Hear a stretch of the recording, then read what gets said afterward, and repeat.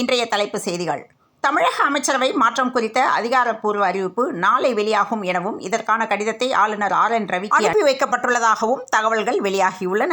திமுக பவள விழாவை முன்னிட்டு மக்கள் நீதி மய்யம் தலைவர் கமலஹாசன் தனது வாழ்த்துரையை அறிக்கை மூலம் தெரிவித்துள்ளார். இந்திய இளம்பெண் ஊழியர்கள் வாரத்திற்கு சராசரியாக 55 மணி நேரம் வேலை செய்கின்றனர். உலகிலேயே இது அதிக நேரம் என சர்வதேச தொழிலாளர் அமைப்பு ILO ஆய்வறிக்கை தெரிவித்துள்ளது. சென்னை மாநகராட்சியில் சொத்து வரியை மேலும் 6% உயர்த்தி சென்னை மாநகராட்சி கூட்டத்தில் தீர்மானம் நிறைவேற்றப்பட்டுள்ளது. சொத்து வரி உயர்வு அக்டோபர் 1ஆம் தேதி முதல் நடைமுறைப்படுத்தப்பட இருப்பதாக சென்னை மாநகராட்சி அதிகாரிகள் தெரிவித்தனர். இந்நிலையில் மீண்டும் சொத்து வரி உயர்வு குறித்து திமுக அரசுக்கு ஜெயக்குமார் கண்டனம் தெரிவித்துள்ளார். விருதுநகர் மாவட்டம் சாத்தூர் அருகில் கீழ் ஒட்டம்பட்டி பகுதியில் சிவகாசி பகுதியைச் சேர்ந்த கந்தசாமி என்பவருக்கு சொந்தமான திருமுருகன் பட்டாசு தொழிற்சாலை செயல்பட்டு வருகிறது. இந்த நிலையில் இந்த பட்டாசு ஆலையில் வெடி விபத்து ஏற்பட்டுள்ளது. கேரளாவில் ATMகளில் கொள்ளையடித்துவிட்டு தப்பி வந்த கொள்ளை கும்பல் தமிழக போலீசிடம் சிக்கியது. கொள்ளையர்களை பிடிக்கும்போது ஏற்பட்ட மோதலில் ஒரு கொள்ளையன் சுட்டுக் கொல்லப்பட்டான். மற்றொருவன் காயமடைந்து சிகிச்சை பெற்று வருகிறான். இந்த நிலையில் கொள்ளையர்கள் விமானத்தில் வந்ததாக தகவல் வந்துள்ளது. நாங்கள் காப்புரிமை கேட்க மாட்டோம், ஏனென்றால் விஜயகாந்த் மக்களின் சொத்து என்று பிரேமலதா தெரிவித்துள்ளார். பீகார் மாநிலத்தில் சஹர்சா என்ற பகுதியில் அரசு ஆரம்ப பள்ளி ஒன்று செயல்பட்டு வருகிறது. இந்த நிலையில் இந்த ஆரம்ப பள்ளியில் ஆண்கள் பல பெண்களுடன் கூடி ஆபாச நடனம் ஆடியுள்ளனர்.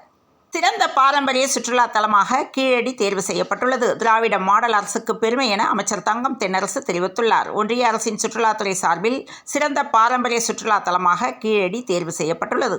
நாளை அமைச்சர் உதயநிதி ஸ்டாலின் துணை முதல்வராக பதவியேற்க இருப்பதாகவும் முதல்வரிடம் உள்ள ஒரு துறை அவருக்கு ஒப்படைக்க இருப்பதாகவும் கூறப்படுகிறது.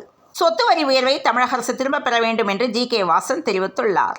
விவசாயி தீக்குளித்து தற்கொலை செய்து கொண்டதற்கு காரணமானவர்கள் மீது நடவடிக்கை எடுக்க வேண்டும் என்று ராமதாஸ் தெரிவித்துள்ளார்.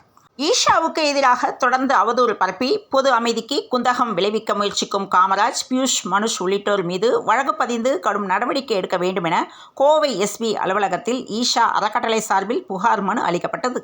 கேரளாவின் பீச் அருகே தேசிய நெடுஞ்சாலையில் சென்ற காரை வழிமறித்து கொள்ளை மற்றும் கடத்தல் சம்பவம் நடைபெற்றுள்ளது. 2.5 கிலோ தங்கத்தை இந்த கும்பல் கொள்ளையடித்துள்ளது. மணிகண்டன் நடிக்கும் குடும்பஸ்தன் படத்தின் முதல் தோற்றம் வெளியாகி ரசிகர்களின் கவனத்தை ஈர்த்துள்ளது.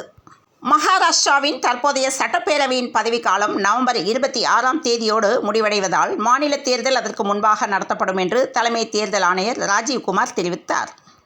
தமிழ்நாட்டில் முதல் டைட்டில் பூங்கா முத்தமிழறிஞர் கலைஞர் தலைமையிலான திமுக ஆட்சியில் கொண்டுவரப்பட்ட பின் தமிழ்நாட்டில் தகவல் தொழில்நுட்பத்துறையை அடுத்த கட்டத்திற்கு எடுத்து செல்ல பல்வேறு நடவடிக்கைகள் எடுக்கப்பட்டு வருகின்றன. இந்த நிலையில் தமிழ்நாட்டில் மேலும் 2 மினி டைட்டில் பூங்கா அமைக்க முதற்கட்ட பணி தொடங்கப்பட்டது. புரட்டாசி மாதம் 2வது சனிக்கிழமையை முன்னிட்டு பெருமாள் கோவில்களில் பக்தர்கள் கூட்டம் அலைமோதியது. புழல் சிறையில் விசாரணை கைதிகளை நேரடியாக சந்திக்க வழக்கறிஞர்களுக்கு அனுமதி மறுக்கக்கூடாது என்று சென்னை உயர்நீதிமன்றம் உத்தரவு அளித்துள்ளது. கன்னியாகுமரியில் அணு கனிம சுரங்கம் அமைக்கும் முடிவை கைவிட வேண்டும் என்று அன்புமணி ராமதாஸ் வலியுறுத்தியுள்ளார். சேலம் நாமக்கல்லில் பிடிப்பட்ட ATM கொள்ளை கும்பல் இந்தியா முழுவதும் கைவரிசை காட்டியிருப்பது விசாரணையில் தெரிய வந்துள்ளது. ரூபாய் 9,000 கோடி முதலீட்டில் 5,000 பேருக்கு வேலை வாய்ப்புடன் டாடா தொழிற்சாலைக்கு முதல்வர் MK ஸ்டாலின் அடிக்கல் நாட்டினார். தமிழ்நாடுதான் இந்தியாவின் வாகன உற்பத்தியின் தலைநகரமாக உள்ளது என முதலமைச்சர் MK ஸ்டாலின் பெருமிதம் தெரிவித்துள்ளார்.